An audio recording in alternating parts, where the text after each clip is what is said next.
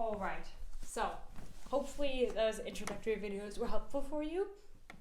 But now let's get started making something. So let's grab my clay. The first thing I want to show you, you don't need anything but your hands, maybe some water, but not really, just your hands. Okay, so I'm going to always seal my clay when I'm not using it so it lasts longer. Don't want to let our clay dry out, that's very annoying. Okay, so I just grabbed some clay and we're going to be making a pinch pot here. So a pinch pot is super cool because it's one of the most ancient forms of pottery, and there's a lot that you could do with it actually. It's deceptively simple. Okay, so I'm just going to start by pounding my clay into a sphere, to a ball shape. So it doesn't have to be perfect, but more or less a ball. Now if you have a perfectly smooth ball, that's great, but in case you have a big wrinkle in the ball like I do right here, that's the perfect point to add our hole. So I'm going to use my thumb and I'm going to start at that wrinkle and I'm going to twist my thumb through into the ball of clay. I'm not going to poke through the bottom though, because I do want a bottom on my pot. So I'm going to be making something like this shape here. Actually, both of these are pinch pots. Great examples. So now I'm going to start at the bottom with my fingers on the outside, and I'm going to make basically a ring around the bottom by squeezing the bottom. So go around in a circle, make a little ring on the bottom. Then I'm going to go one step up from that, up here, and I'm going to go around on a ring again until I reach the other side. And then I'm going to go one step up and I'm going to go around again. So for this one, it just took 3 kind of levels, but do as many as you need to get to the top. And don't try and squeeze too thin right away because we're going to go back down again in a second. First, I'll take a moment to smooth out that rim. If you watched my last video, I showed you how to smooth that out. You really don't need to add water here. Please don't add water here. Your pot's going to lose its structure in a second. So if you do that. So now start at the bottom again. So I'm going to squeeze around in a circle. Squeeze, squeeze, squeeze, squeeze, squeeze. And as I'm squeezing, now I'm going to go up a level. As I'm squeezing, I'm feeling for how thick it is. And I'm trying to imitate on each level an even amount of thickness. So I'm trying to squeeze very evenly. And the reason that we're doing this so systematically versus just squeezing one side, squeezing the other very loosely, is that I'm trying to make the walls rise all together, right? So start at the bottom and I squeeze, squeeze, squeeze. And I just do this until I'm happy with the thickness and the shape of it. Just keep going around and you have a cute little bowl here already. It's like a little teacup. So I can also shape this piece. So for example, something like this, I brought the clay back in. Ideally you want to do this while you're pinching, but you can also do it afterwards. So I'm just squeezing the clay in on itself. So it goes back inward again. Right? Trying not to fold it, although some folding is happening, that's fine.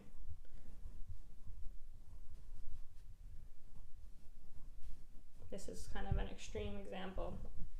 So as I'm folding in, getting these wrinkles, and then I'm just going to smooth them over with my thumb. Again, as long as you're using fresh clay straight from the bag, no need to add water. Just smooth it with your thumb, and always support the back. So when you're pushing on the clay, unless you want it to go collapse in on itself, hold the back with the back of your hand there. Right? So I got this cute little, reminds me of a, what is it called? A seed pod. Seed pod shape, right? So because I've been working this clay, you see how I'm getting like splits? This is why you want to be shaping it as you make it, and this is what I was saying earlier, don't overwork your clay. So what I made is this, and I tried to go back to this. It's a good example of what not to do, but so what you want to do in order to get the shape is to pinch inward as you're pinching it, instead of making this and then bringing it back in. You want to kind of be following that shape, but it's actually okay.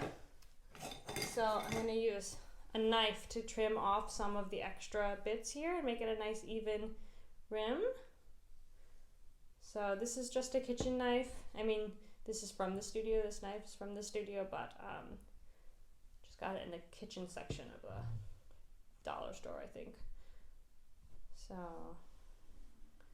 just trimming off some extra clay to make it nice and flat. But you know what? I think we can add a handle on this guy if we want to.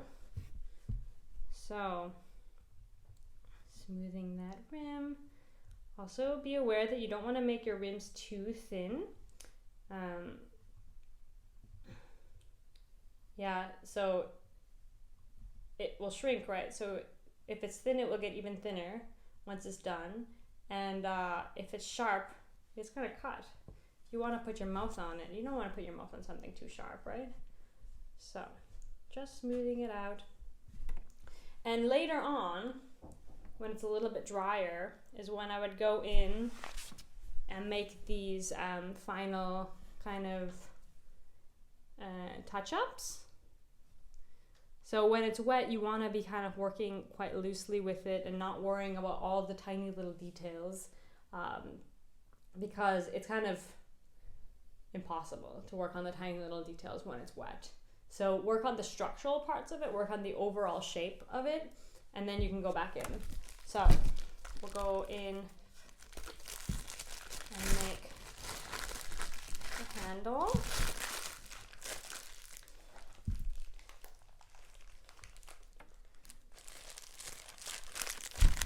So I'll just shape it with my hands here. I'm gonna roll it in between my hands. Holding my hands, the bottom is slightly more close than the top. So I get this nice taper, so like a slight triangle shape. You can also roll it on your cloth. And you get a nice little taper. So just shape it how you like.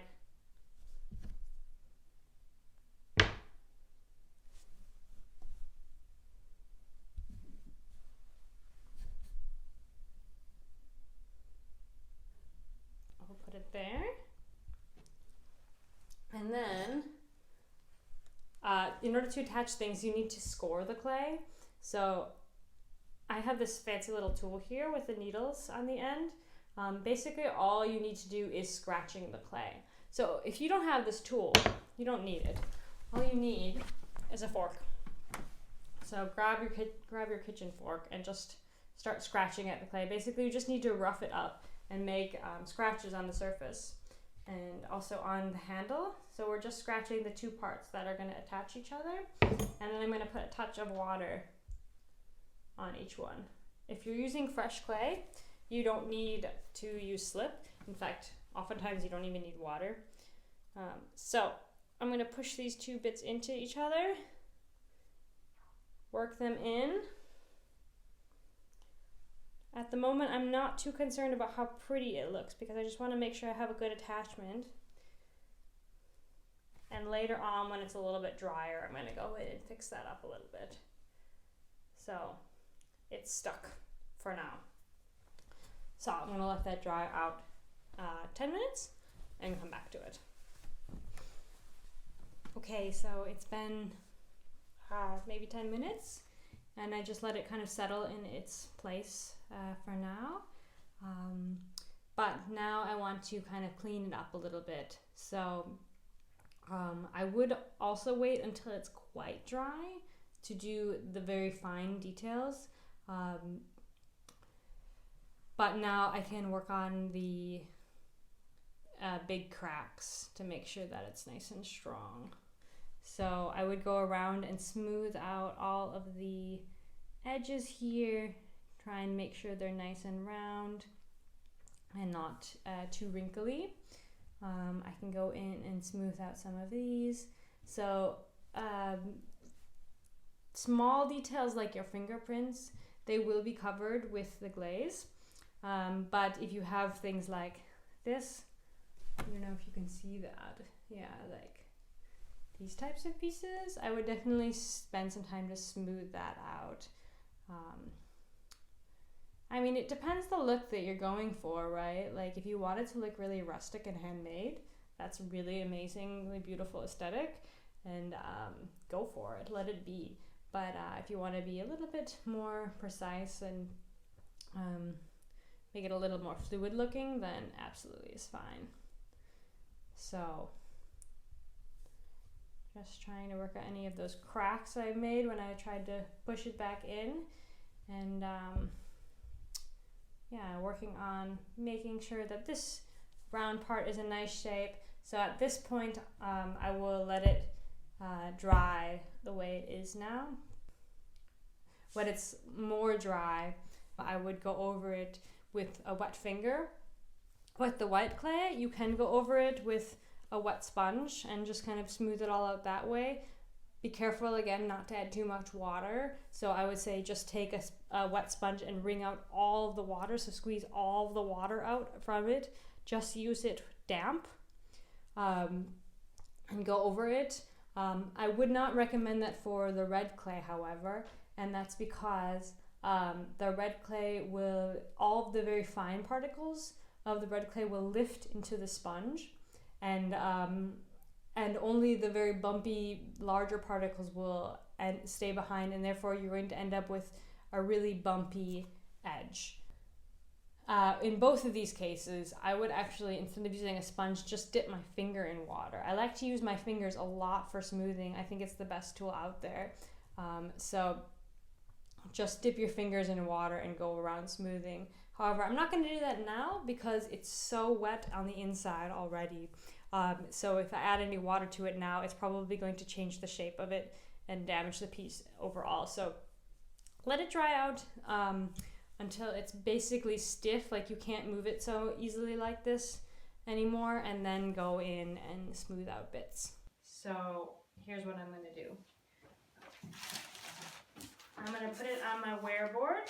So I've got my book with some newspaper on top. I will leave it, so long as my handle's not in the way, I'm going to put it upside down. The reason that we want to put it upside down as much as possible is that all the sides are touching the air, and so all the sides will dry at the same time, versus if it's like this, the bottom's not actually getting any air. So I'm going to let it dry upside down.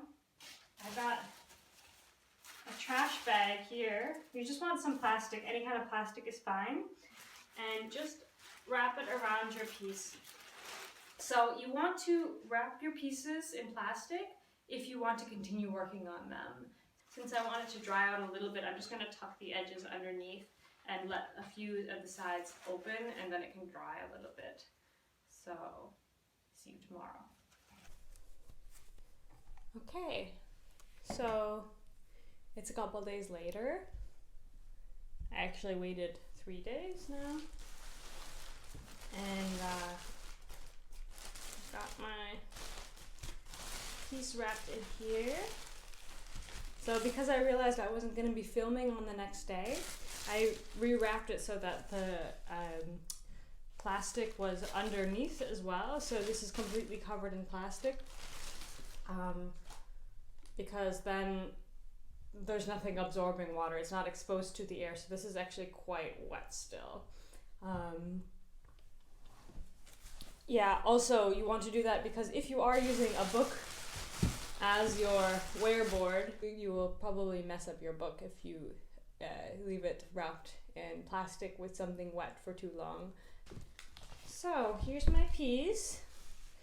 So I would call this now leather hard, and basically it's dried out quite a bit. Like, it doesn't move very easily.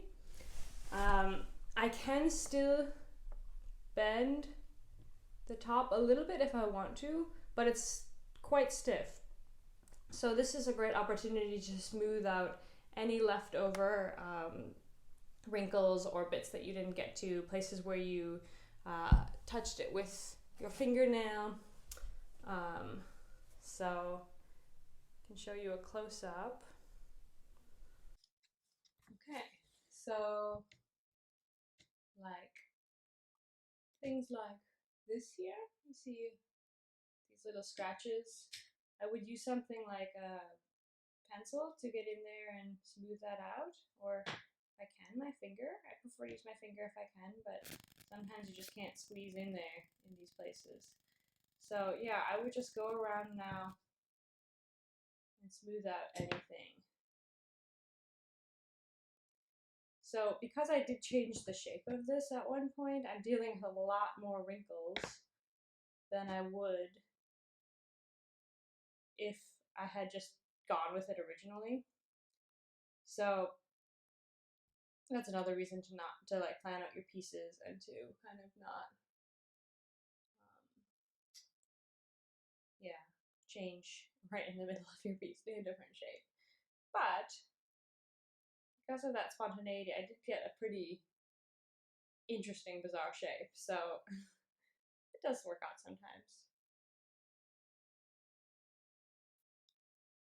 So little things like yeah, fingerprints or small cracks like this one. If you can see that little crack there, small cracks like this one. The glaze is pretty much going to cover that. I mean, it depends on which glaze you choose. Definitely the black is really covering everything. The white and the blue show quite a bit. Also, you do want to have a look at your inside because, of course, if you're going to be using this as a cup, you have to think about cleaning it. So make sure you don't have any crazy cracks because what will just happen is that dirt and gunk will, you know, stay behind there and you're never going to be able to wash that very well. So keep that in mind. So now I want to show you some different techniques you can use to add texture.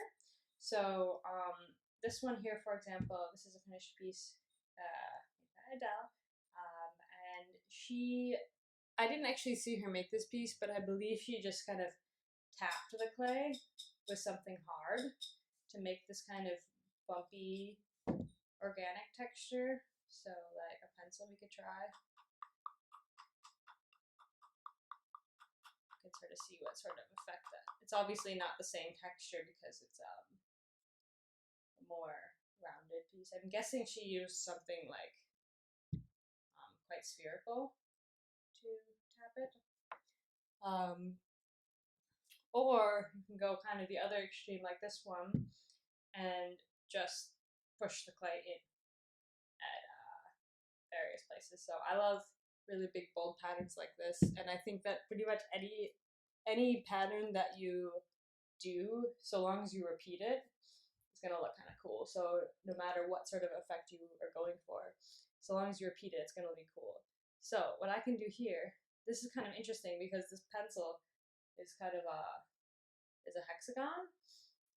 So you sort of get this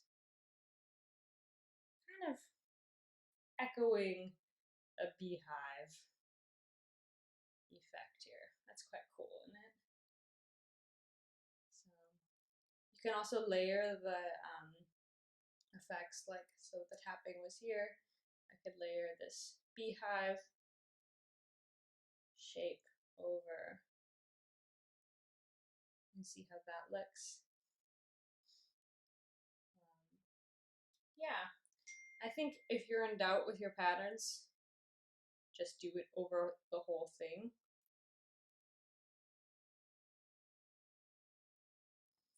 Yeah, so I'm just going to repeat that pattern over the whole thing and we'll see how it looks.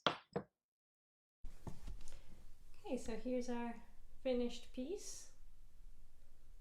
Kind of cool. I wasn't able to get underneath the handle so well, but it's fine. My rim's a little wonky, but I kind of like it. So we're gonna keep it like this, and I'll just put a glaze over it then.